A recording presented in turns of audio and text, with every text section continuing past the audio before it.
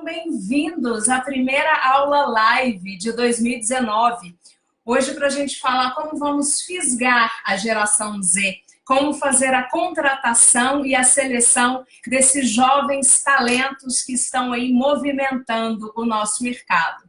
Agora, para a gente começar, vamos dar um overview aqui para a gente entender quem é a geração Z, de quem que a gente está falando, quem são esses jovens que estão causando tanto burburinho. Para começo de conversa, a geração Z, ela nasceu em um mundo onde o Google já existia. Então, eles cresceram completamente conectados, com acesso a um nível absurdo de informação, com informação que até Deus duvida. Então, aquela máxima que a gente tem, ou melhor, que a gente tinha no passado, de que conhecimento é poder, para eles não estão valendo. Ou vale numa perspectiva um pouquinho diferente. Porque se eu super ultra conectado, tenho acesso à informação, com essa informação eu construo conhecimento, e conhecimento é poder, logo eu também mando, logo eu também tenho poder. Não é verdade?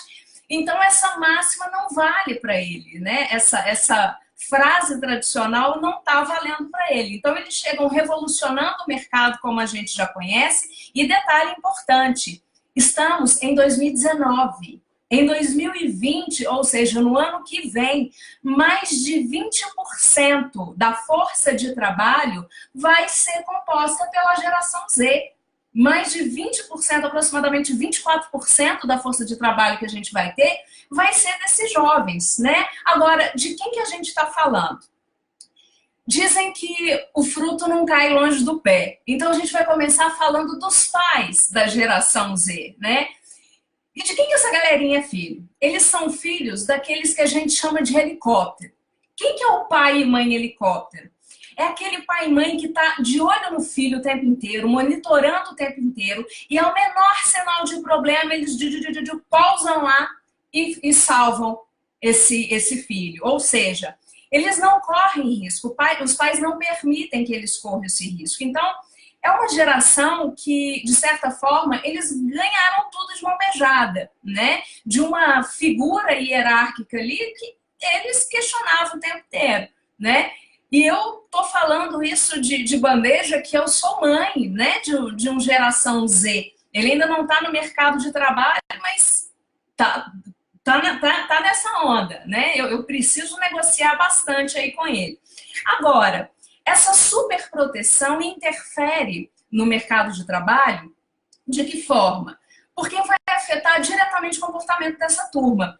Eles não lidam muito bem com hierarquia, eles têm uma certa dificuldade com o não, eles não sabem perder, eles têm baixa resistência à frustração, ou seja, eles querem alcançar o topo de uma forma extremamente rápida, trabalhando do jeito que eles acreditam que é o certo, né? Da maneira que eles querem, fazendo aquilo que eles querem. Então, a gente dá uma respirada, a gente faz uma meditação e a gente precisa entender o seguinte, nem tudo está perdido, né? Tem características muito boas aí dessa turma da geração Z. Por exemplo, eles são super entusiasmados, ele tem um índice alto pra caramba de energia, que para realização de trabalho isso é muito bom, isso dá uma energizada super bacana na empresa.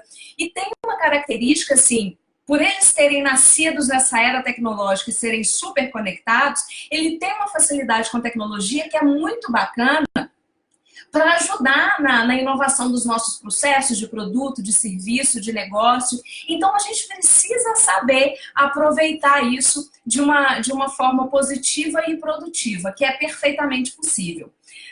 No decorrer da semana, né, vocês me enviaram várias perguntas a respeito da gestão de engajamento, gerenciamento, contratação de geração Z. E para o conteúdo dessa aula live não ficar muito extensa, também porque aqui no Instagram, né, quem está acompanhando no Instagram, a gente tem um tempo de conexão, senão ele cai, eu dividi aí em 3 aulas, tá? E hoje, especificamente, a gente vai falar sobre a contratação dos profissionais da geração Z. Então, como que a gente vai fazer para fisgar, para trazer essa turma para trabalhar do nosso lado? Nessa situação de contratação, nós vamos considerar aqui 3 aspectos que são imprescindíveis para que a coisa dê certo.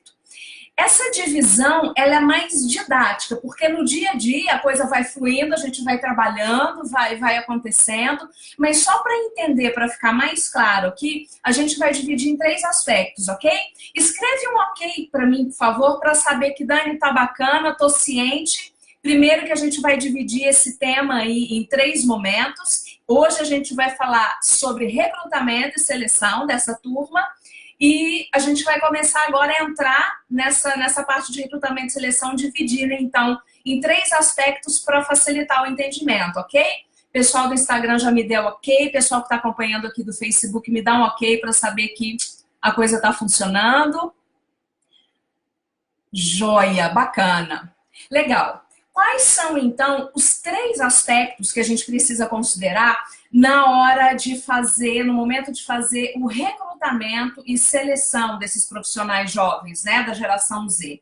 Nós precisamos considerar o aspecto cultural na hora da contratação, nós precisamos considerar o aspecto metodológico. O cultural, gente, diz respeito ao dia a dia da empresa. Como é que a empresa funciona, como é que as decisões são tomadas, como é que as pessoas se relacionam. Esse é o aspecto cultural. O segundo aspecto, que é o aspecto metodológico, é o do processo em si de recrutamento e seleção, as metodologias, as ferramentas, as práticas que a gente vai utilizar para fazer o processo seletivo dessa galerinha. E o terceiro aspecto é o aspecto ético, que principalmente nesse momento que a gente está vivendo no país, ele precisa estar muito forte, ok? Então a gente vai começar agora falando do aspecto cultural. Quando a gente fala do aspecto cultural de recrutamento e seleção, o que a gente precisa considerar? A gente abriu aqui falando um pouquinho das características de comportamento, de atitude, de personalidade dessa geração Z.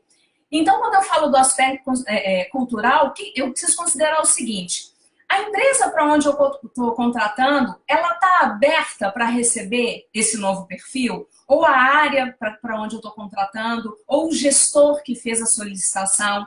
Por quê? Tem muita empresa, tem muita área que pede ou um trainee, ou um estagiário, ou um aprendiz, mas desconsidera a característica. Então, esse profissional ele fica sem liberdade para trabalhar, fica sem liberdade para questionar, ele fica sem liberdade, ou melhor, fica sem autonomia. Então, nós precisamos considerar esses elementos, a gente precisa fazer esse ajuste, senão a contratação vai por água abaixo. Então, assim, a área, o gestor, a equipe, ela está pronta para poder receber? Ou ela já tem esse perfil para poder receber esse jovem profissional? A gente precisa super considerar isso. Senão, a pessoa vai podando, o gestor vai podando o jeito de ser, o jeito de falar, o jeito de se comportar. Aí ele vira para quem fez a contratação e falou: deu ruim, a contratação não funcionou. Ou então nós não temos essa percepção, né? Às vezes até por inexperiência. Tem muita gente que está começando a fazer processo seletivo agora. Então, com o tempo, a gente vai ganhando aí essa experiência, essa maldade, vai entendendo um pouquinho mais. Agora, um aspecto cultural é ajuste. Se a gente vai contratar trainee, se a gente vai contratar menor aprendiz ou estagiário, ou independentemente é um jovem profissional, é uma geração Z, a gente precisa adequar essa questão do perfil e estar aberto, né? Ser uma cultura que está aberta para abraçar e para crescer junto. Um outro aspecto que é interessante da questão cultural é que quando a gente fala que a gente vai trabalhar com jovens, algumas pessoas falam assim: poxa, a minha empresa vai virar meio Google, né? Vai encher de jovem, vai estar aquela coisa toda modernosa, vai ter totó, vai ter churrasqueira, vai ter sinuca, vai ser uma loucura essa empresa aqui. Galera, vamos entender o seguinte: Google só existe um. Eu conheço eu conheço algumas empresas que se inspiraram nessa filosofia Google e estabeleceram essa cultura, ou melhor, estabeleceram esse ambiente Google. É uma empresa super jovial, tem churrasqueira, tem mesa de jogos, as coisas acontecem. Agora, o que a gente precisa entender é o seguinte: não é o ambiente que determina a cultura. É a cultura que determina o ambiente. Não adianta eu ter uma cultura extremamente tradicional, sabe? Aquela coisa que é resistente à inovação, à mudança e tal. Ah, não, mas eu vou deixar com uma cara de Google para atrair os talentos. Pode até funcionar para atrair, mas não vai te ajudar a engajar. Porque no dia a dia, né, a forma como as pessoas se posicionam, se relacionam, se comportam, como os processos acontecem, não está nessa questão moderna, não está com essa leitura Google de ser, né? Então, assim, antes de pensar em querer estabelecer um ambiente show, incrível, mega moderno para poder atrair os jovens talentos, entenda, o seu ambiente não vai definir a cultura. Agora, se você começar a trabalhar a cultura, e isso é um trabalho de formiguinha que leva tempo, mudar a cultura não é fácil, é um desafio, mas é um desafio possível, aí sim, né, a partir do momento que as pessoas mudarem o mindset, que as pessoas mudarem a forma como elas se comportam, como trabalham, e a coisa começar a fluir mais rapidamente com essa cara aí de modernidade, né, que a gente tem hoje, aí sim a gente vai poder mudar o ambiente e dizer, não, vou botar uma cara Google, uma coisa mais moderna aqui, ok? Gente, escreve um ok aí para eu saber, Dani, tá tranquilo, a gente já pode passar pro segundo aspecto, tá legal, vamos fluir. Mudar cultura é desafiador, é possível, desafiador, é exatamente isso. Impulso RH, depois coloca seu nome aí para não ficar te chamando de Impulso RH. Joia, bacana, ok aqui, Facebook, Instagram, legal. Vamos passar então para o nosso segundo aspecto importante para a contratação de um jovem da geração Z, que é o aspecto metodológico. Ah, Milena, ok, prazer, Milena Cardoso. E o segundo aspecto, então, para a gente trabalhar, né, fazer uma seleção bacana desses jovens talentos, é o aspecto metodológico. Ou seja, é a metodologia que a gente vai usar no processo de seleção, são as ferramentas que a gente vai usar, como é que a coisa vai, como é que a gente vai estabelecer esse processo, ok? O que a gente vai considerar aqui? Para que cargo nós estamos contratando, para que área, para que empresa, para fazer aquele ajuste de cultura. Feito isso, o que a gente vai entender? O que vai ser avaliado no momento da seleção desse jovem, como que vai ser avaliado, quem que vai participar dessa avaliação, quais as atividades a gente vai propor para avaliar as competências que a gente precisa avaliar, né? Por competência, quais são os conhecimentos, quais são as habilidades, quais são as atitudes fundamentais que essa pessoa precisa ter para entregar a atividade que ela precisa com resultado bacana, né? Tendo sucesso. E um outro aspecto importante também é o tempo que a gente vai levar para poder realizar esse processo. E por que o aspecto metodológico ele é muito importante para que a gente tenha sucesso no processo de recrutamento e seleção? Bom, como a gente falou no início, a gente está falando de uma geração ultra conectada, que quer tudo para ontem e que é extremamente exigente. O que a gente precisa trabalhar para poder conquistar, né? Chamar a atenção dessa pessoa para ela querer participar do processo? Trabalhar com atividades lúdicas. Por quê? Cara, geração Z é uma geração gamificada. Tudo é jogo, sabe? Tudo é game. Eu tenho um filho, ele vai fazer 11 anos agora, e se eu quiser estabelecer uma negociação com ele, e se eu quiser pensar em ganhar uma negociação com ele, não adianta eu querer, sabe, vir com aquela conversa de isso, por isso, meio filosófica, não. Eu uso a linguagem do game. Filho, a gente está nesse estágio, a gente está nesse nível, a gente precisa alcançar esse nível. Para chegar nesse nível aqui, a gente tem esses desafios que a gente precisa vencer. Vamos combinar aqui, porque se a gente não chegar nesse desafio aqui, vai dar ruim para você, cara. A mãe vai ficar meio fula da vida. Então, assim, eu tive que aprender a lidar, né? Ele é meu primeiro e único filho, calhou de eu ser mãe de uma geração Z. Eu falei, cara, como que vai ser? Então eu tive que ir aprendendo a lidar com isso. Trouxe coisinhas do trabalho para poder fazer, para aplicar em casa. Agora, tenta pensar no momento do processo seletivo nessa questão do game, do desafio, porque eles gostam do desafio, eles gostam de saber que eles são competentes o suficiente para mudar de fase, né? Qual que é o desafio da empresa? Qual que é a próxima fase a partir do momento que a gente vence aquele desafio ou da empresa, da área, da equipe, do projeto? Eu realizei um processo seletivo numa época, foi um processo seletivo, a gente estava montando um time especificamente de trainees para a área de tecnologia.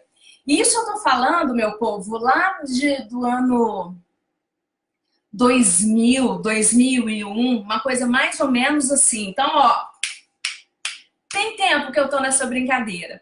E naquele momento, qual que foi a minha estratégia? Eu estruturei um processo seletivo que era uma maratona. Os candidatos passavam por uma maratona. Só que era uma maratona de um único dia. Esse processo eram vários candidatos, né, para diferentes áreas de TI, mas a seleção para cada uma dessas áreas acontecia em um dia. Então era um processo seletivo de um dia único.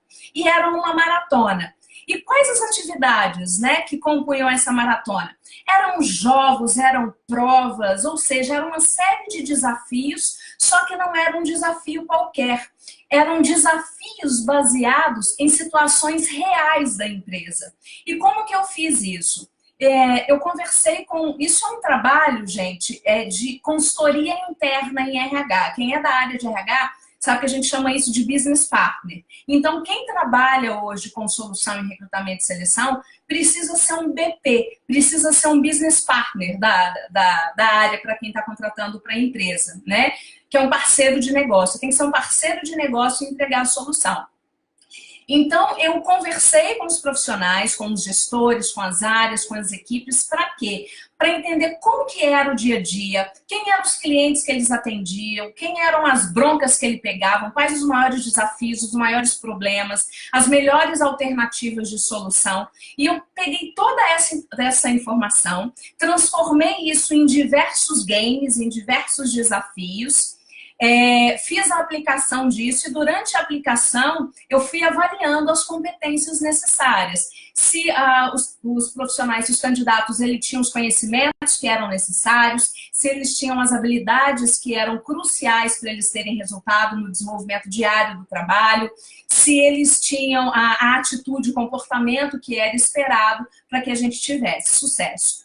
Feito isso, eu me reuni novamente com os gestores, né? Nós avaliamos juntos todos esses candidatos para então poder fazer a seleção. E por que esse trabalho não é feito exclusivamente pelo profissional de RH? Porque o RH, como eu falei, ele é um parceiro de negócio. A decisão quem vai tomar é o gestor, é o solicitante. A gente está ali para ajudá-lo a tomar a melhor decisão. Então, dessa forma, a gente consegue, trabalhando com essa gamificação, a gente consegue selecionar os melhores candidatos, considerando aqueles que venceram os desafios propostos. Então, para você fazer esse processo, pensa hoje, qual que é o desafio, o maior desafio que a sua empresa tem? Qual o maior desafio que a área para a qual você está contratando tem? Ok? Pensa nesse desafio, pensa nas melhores estratégias de solução, qual a solução mais ajustada e transforma isso num game, ok? Aí você vai usar o termo, né, que o mercado trabalha muito, que é gamificar o teu processo de seleção. E ele vai ficar mais lúdico, ele vai ficar divertido, ele vai ficar interessante, ele vai chamar a atenção e vai motivar, ou melhor, ele vai incentivar a participação desses jovens talentos, ok?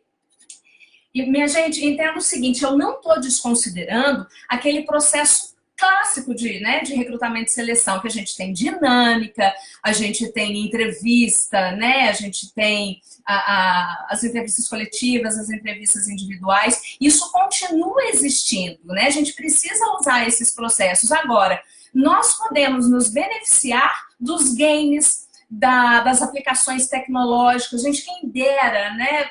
Naquele tempo, se a gente tivesse essa quantidade de aplicativo, se a gente tivesse solução mobile, né, para poder trabalhar dessa forma. E por falar em aplicativo solução mobile, não vai dar tempo da gente destrinchar isso aqui. Mas se vocês quiserem ver um case assim, show de bola, muito legal sobre gamificação de processo seletivo, deem uma olhada, dê uma pesquisada, joga aí no Google, no processo da Nestlé, da empresa Nestlé.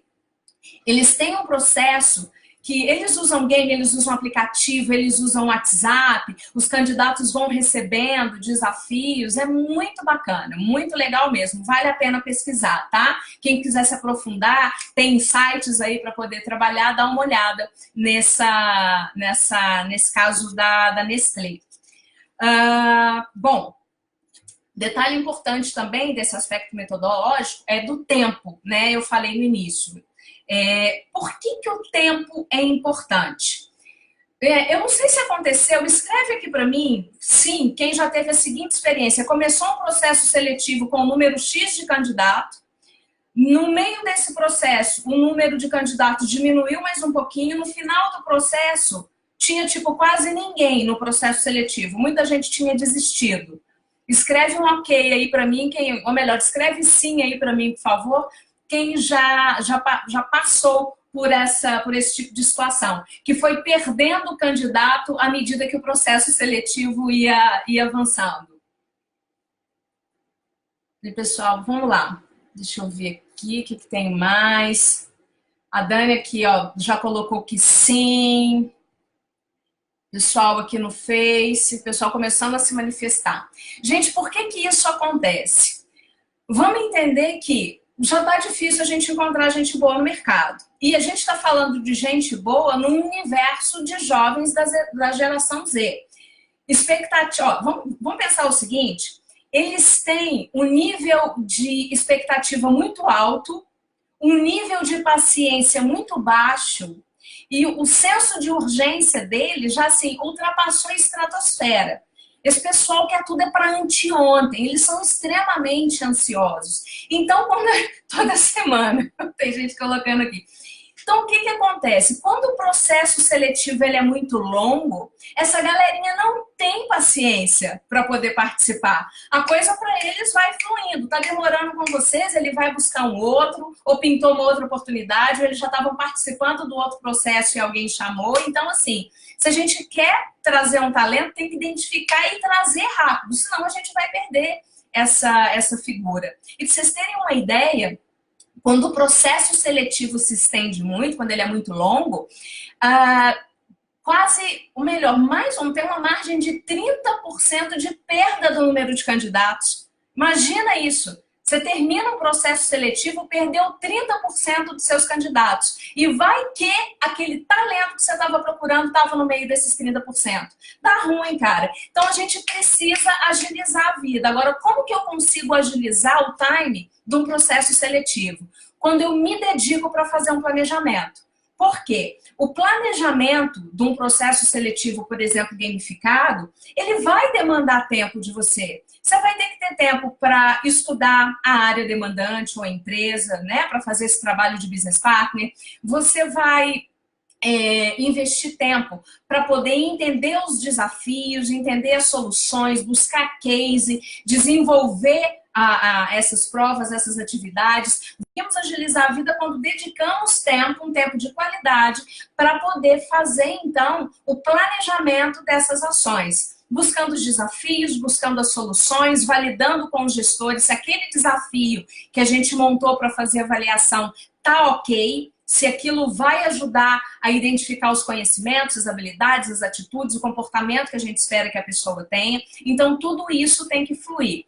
E tem uma fala do mercado organizacional, não me perguntem agora o nome do autor, que eu realmente esqueci, mas ela diz o seguinte: quanto mais a gente transpirar no treinamento, menos a gente vai sangrar no campo de batalha. Ou seja, quanto mais tempo a gente se dedicar para a gente se preparar para fazer um processo seletivo e para estruturar um processo seletivo eficaz, menos tempo a gente vai usar para poder fazer o processo e menos investimento de tempo, de dinheiro e de energia e de paciência. Porque às vezes ele desgasta, inclusive quem está fazendo o processo, ok? Então é muito bom a gente pensar nessa questão do tempo.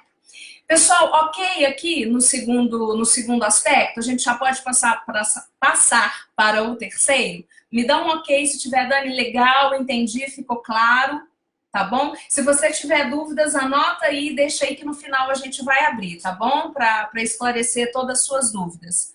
Pessoal do Face, coloca aí para mim, por favor, se tá ok. Pessoal aqui do Instagram, escreve para mim, por favor, também, dá um okzinho para saber que tá legal. Ótimo, bacana, legal. E o nosso terceiro e último aspecto, que assim, é imprescindível a gente checar isso no momento checar não, né? Exercer no momento de recrutamento e seleção, é o aspecto ético.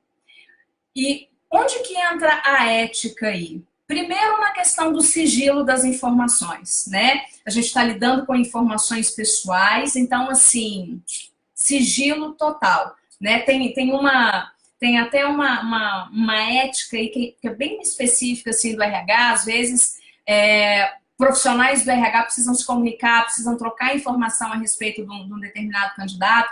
Então, às vezes, quando o candidato, sabe, tem pontos aí que não são legais para a empresa, ou aconteceu alguma coisa, normalmente a gente fala o seguinte, olha, tal candidato trabalhou aqui, tal profissional trabalhou aqui de quando a quando, em tal área, e é isso que eu tenho para falar. Então, quando a gente não tem nada de bom para falar, a gente não fala nada, tá? Por uma questão ética, para evitar exposição.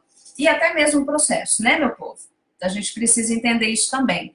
Agora, um outro ponto desse aspecto ético é o seguinte, a gente precisa entender que o processo seletivo, ele precisa ser uma experiência positiva, não só para a empresa, mas também para o candidato, né? Ele está vivenciando uma experiência ali com a gente. Essa experiência precisa ser positiva porque, ele pode futuramente ser o nosso cliente interno. Ou 2, ele pode futuramente ser um cliente dessa organização. Ou os dois juntos, né? Então, nós precisamos promover uma experiência positiva. E isso diz respeito a gente ser pontual, a gente ser profissional, a gente ser ético, a gente ter empatia, se colocar no lugar desse candidato, ok? A gente ir comunicar, a gente vai fazer como a gente faz para um cliente. Pensa nesse candidato como um cliente. Trata esse candidato como um cliente, né? O mundo dá volta demais, a gente não sabe onde as coisas param. Então, param e passam. Então, é importante a gente considerar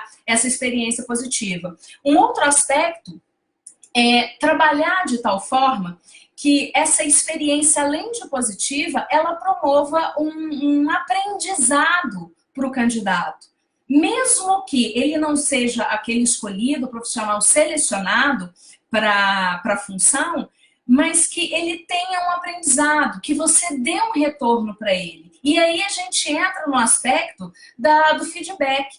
Tem profissional de RH, tem profissional que faz processo seletivo, que ele não se dá o trabalho de dar um feedback para a pessoa. Então, assim, seja esse feedback positivo ou negativo, dê um retorno para o candidato, informe para o candidato, né? E se ele não foi o selecionado, explica para ele por quê. Ajuda no desenvolvimento dessa pessoa. Se não for para ele participar de um processo que ele realmente não tem o perfil da tua empresa no futuro, mas que seja para ele se sair bem no processo seletivo de uma outra organização, sabe? Isso é uma parte, é uma função social do trabalho de quem faz recrutamento e seleção. Se você se propõe a trabalhar para o desenvolvimento humano e impactando nos resultados da organização, tenha esse cuidado, tome conta desse aspecto social do teu trabalho, de orientar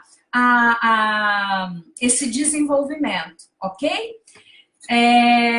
Um outro aspecto importante, ético, é o seguinte, diz respeito à nossa profissionalização para fazer isso. Tem gente que acredita, Dani, mas só psicólogo pode fazer processo seletivo. Não, né? Hoje, há muito tempo, né? Não só hoje, a gente tem profissionais de várias áreas, com formações distintas fazendo processo de seleção.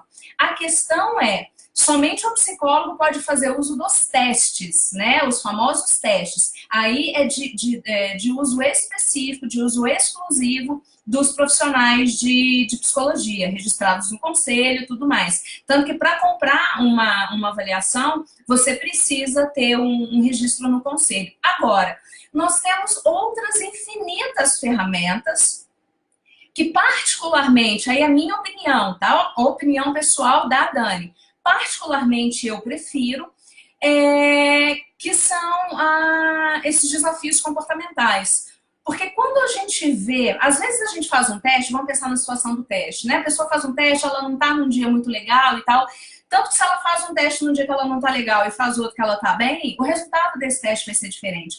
Agora, a questão comportamental desse profissional, a gente vai vendo aos poucos. Então, quando a gente vê aquela questão metodológica, né, que é trabalhando com desafios específicos ali do dia a dia e o profissional vai fazendo essas atividades, a gente vai vendo qual conhecimento que ele tem, qual habilidade que ele mais domina, qual comportamento é predominante, como é que ele se relaciona. Então, assim, ela é muito rica de informação quando a gente sabe fazer essa leitura. Agora, para fazer essa leitura, nós precisamos nos capacitar. Às vezes a gente acredita, o profissional acredita, olha, vou fazer uma entrevista, vou ler um currículo e vou dar um retorno aqui para o candidato, vai tudo fluir muito bem.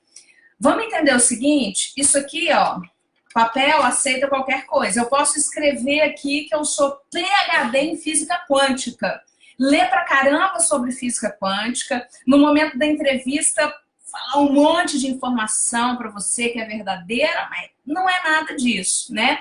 Agora, nós temos formas de fazer avaliação no momento da entrevista que a gente pega exatamente naquela inverdade, né? Ou naquilo que o candidato não conta, porque a gente avalia a competência, a gente avalia a experiência passada. Então, se o candidato não tem isso, ele não tem na hora como inventar pelas questões que a gente faz, né? Então, isso vem da busca do conhecimento, vem de formação, isso vem de experiência. Então, assim, é fundamental, é essencial a gente se preparar, a gente se profissionalizar para fazer um trabalho profissional, né? Não adianta a gente ter um conhecimento amador, uma postura amadora frente a esse desenvolvimento e querer fazer um mega trabalho profissional. Não, a gente tem que se profissionalizar para isso. Como?